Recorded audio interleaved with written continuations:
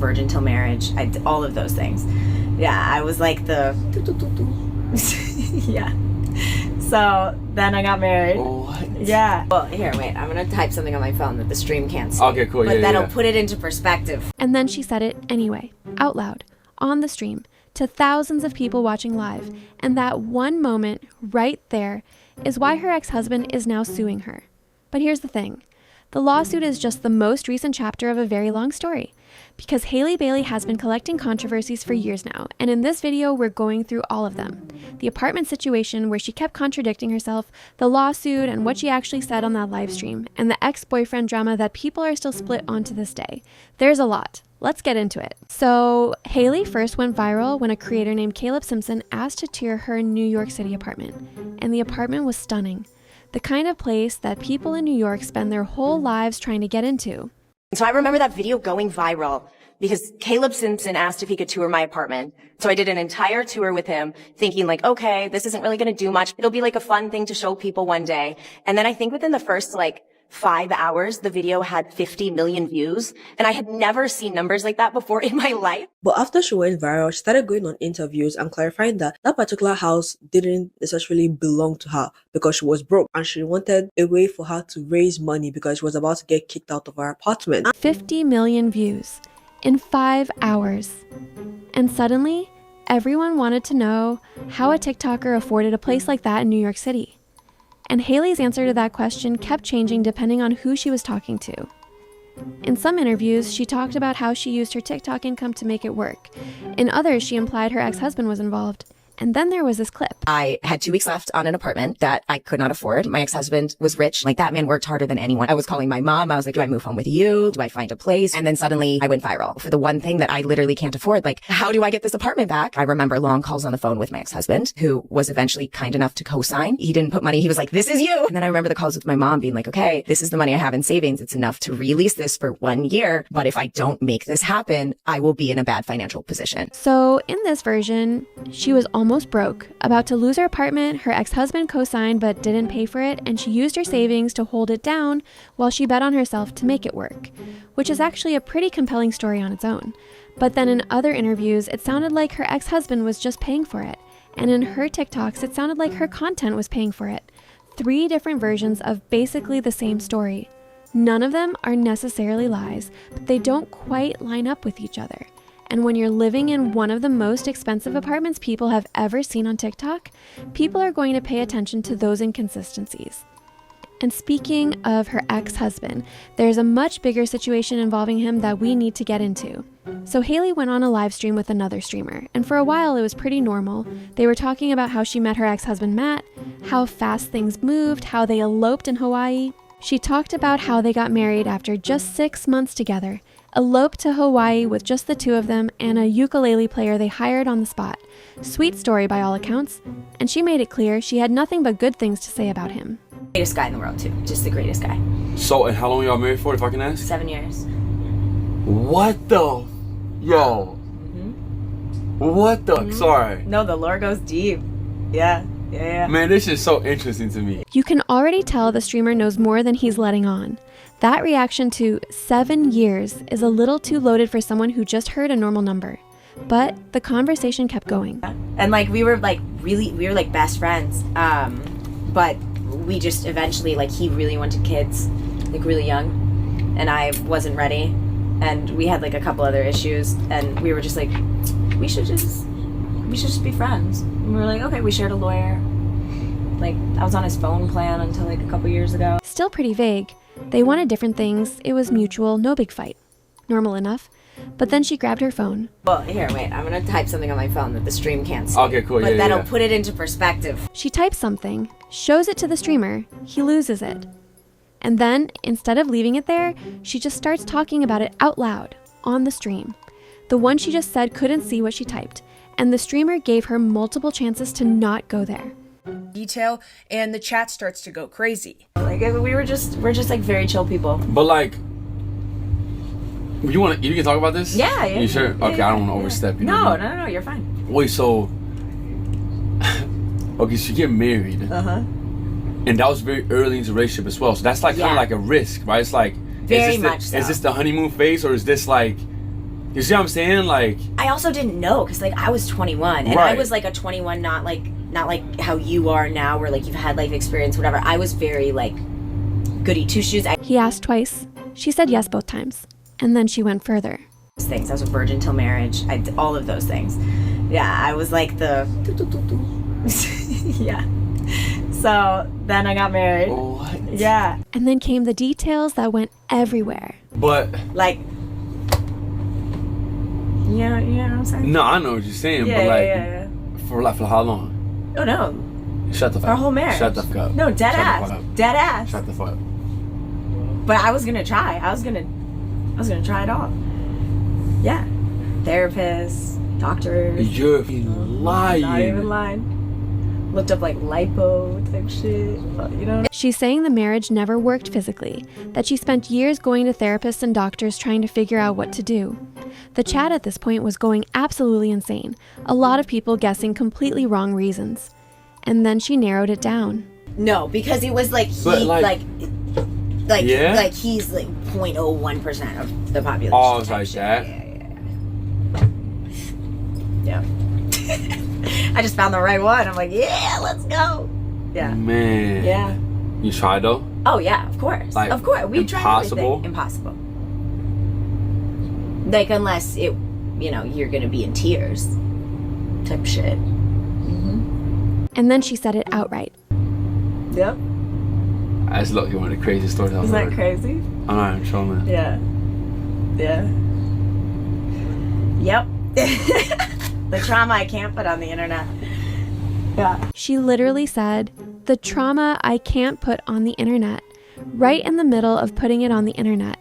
The self-awareness was right there, and then it just wasn't.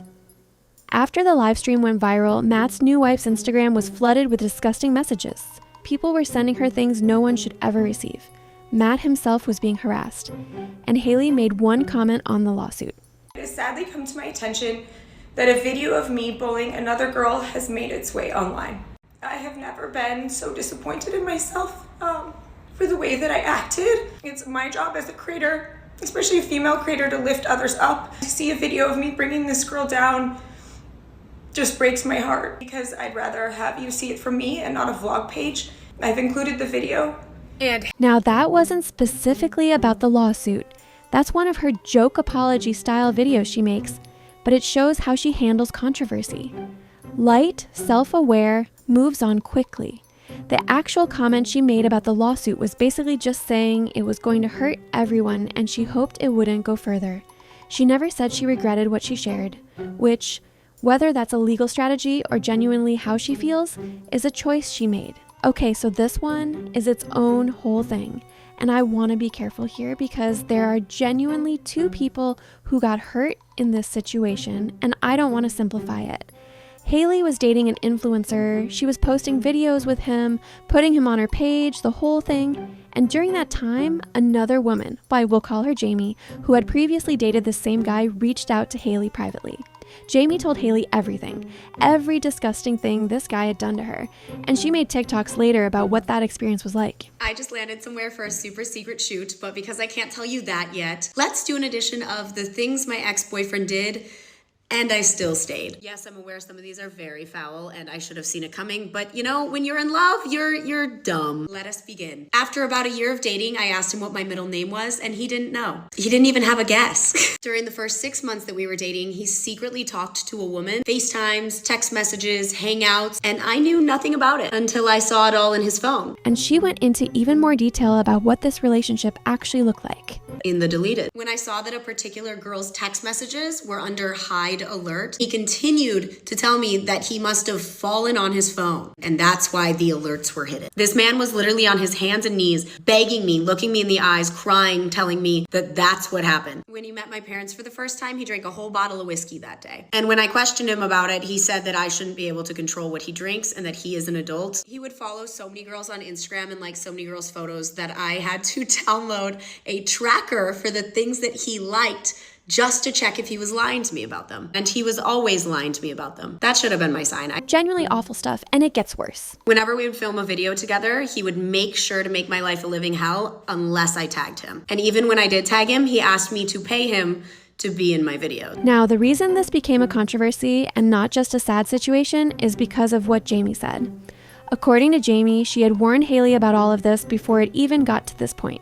She told Hayley everything, and Hayley seemed to listen. When you warn an influencer about the guy in her recent TikToks, talk to her for hours about how he traumatized you, she agreed he was a bad guy. Then she stops responding, doubles down on posting him because it gets her views. And then Jamie released a longer series going into detail about what that conversation looked like, how Hayley agreed he was terrible, how she said she was going to leave, and then went quiet and just kept posting him. And you land, you call your boyfriend and you say, hey, I really want to see you, where are you? And he says he has work, which is a little weird because he's never once really worked in front of you. So you have no idea what he could actually even be working on, but that's besides the point. Around like 10:30 at night, he's finally done with work and he comes over. You order him food because he never pays for food himself, and you eat the food and then you go to bed. In the morning, you wake up because you're so happy to have finally slept in your own bed and gotten a good night's sleep, and you roll over to cuddle with your boyfriend. But he springs out of bed and says he has to get to work, which again doesn't really make sense because what would that work be? He tells you that he needs to film, even though he's not a content creator. So you're just confused, but you're like, okay, I guess go get your work done and I will see you later. You're excited though, because he did say that he was gonna make it up to you for missing the entire weekend that you spent money on and prepared for. So you're texting him throughout the day, how excited you are to see him, all the plans that you wanna do, all the things that you wanna do that evening. Every time you invite him over, he keeps saying, I'm busy with work, I'll come later. So you're like, okay. And it escalates.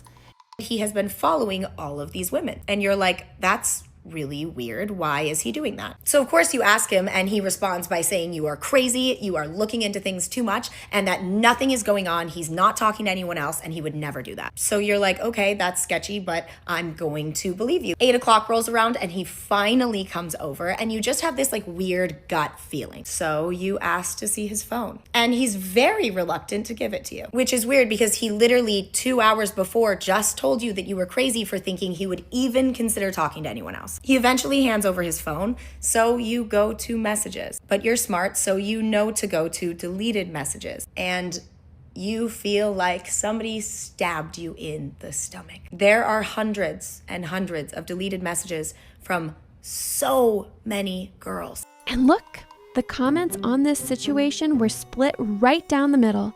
Some people said Hayley knew exactly what she was getting into and chose views over doing the right thing. Others said this guy sounds like exactly the kind of person who is very good at manipulating people back into the relationship even after they have tried to leave. And both of those things can be true at the same time. Jamie is clearly hurt. Her experience was real and what she went through is awful.